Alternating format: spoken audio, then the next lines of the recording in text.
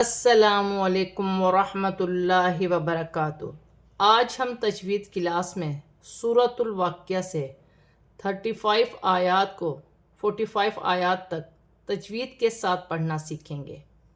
اعوذ باللہ من الشیطان الرجیم، بسم اللہ الرحمن الرحیم۔ إِنَّا أَنشَأْنَاهُنَّ إِنشَاءً فَجَعَلْنَاهُنَّ أَبْكَارًا عُرُبًا أَتْرَابًا لِأَصْحَابِ الْيَمِينِ ثُلَّةٌ مِّنَ الْأَوَّلِينَ۔ نون مشدد میں ہمیشہ غنہ کیا جاتا ہے، یہاں نون مشدد ہے، نون مشدد میں غنہ کیا جائے گا۔ الف مدہ بھی بن رہا ہے، الف مدہ پر چھوٹی مد بھی ہے، مد منفصل، اسے 3 الف کی مقدار تک کھینچ کر بھی پڑھا جائے گا۔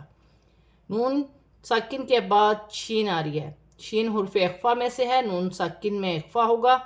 الف پر جزم کی حرکت ہے، اسے جھٹکے کے ساتھ پڑھا جائے گا، انشأناہن۔ نون پر کھڑی زبر ہے، 1 الف کی مقدار کھینچ کر پڑھا جائے گا۔ نون مشدد میں غنہ کیا جائے گا، نون کو ہا کے ساتھ ملا کر پڑھا جائے گا، حمزہ کو نون کے ساتھ ملا کر پڑھا جائے گا، نون ساکن میں اخفا ہوگا، الف مدہ بھی بن رہا ہے اور بڑی مد بھی ہے، مد متصل، اسے 5 الف کی مقدار تک کھینچ کر پڑھتے ہیں۔ وقف کی صورت میں 2 زبر کی تنوین 1 الف مدہ میں بدل جائے گی۔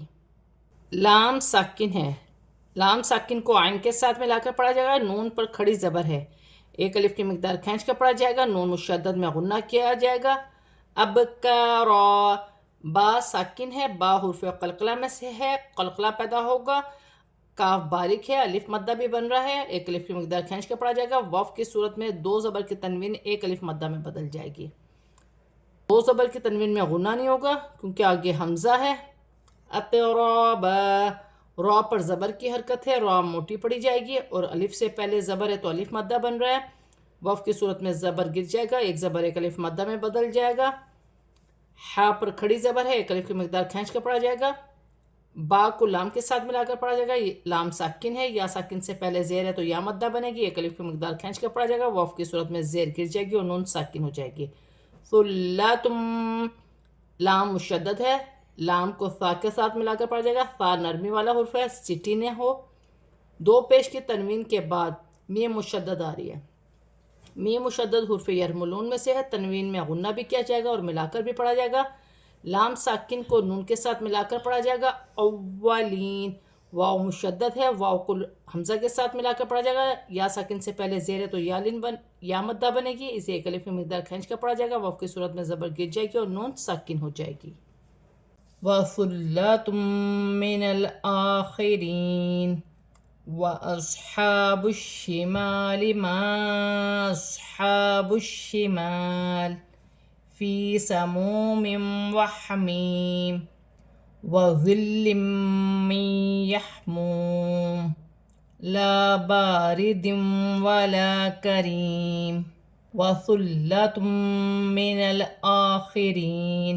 وَأَصْحَابُ الشِّمَالِ مَا أَصْحَابُ الشِّمَالِ فِي سَمُومٍ وَحَمِيمٍ وَظِلٍّ مِّن يَحْمُومٍ لَا بَارِدٍ وَلَا كَرِيمٍ۔ لام مشدد ہے، لام کو ثا کے ساتھ ملا کر پڑھا جائے گا، 2 پیش کی تنوین میں غنہ کیا جائے گا۔ آگے میم مشدد ہے، ادغام مع الغنہ کا قاعدہ ہے، لام کو نون کے ساتھ ملا کر پڑھا جائے گا، یا ساکن سے پہلے زیر یا مدہ بنے گی، 1 الف کی مقدار کھینچ کر پڑھا جائے گا۔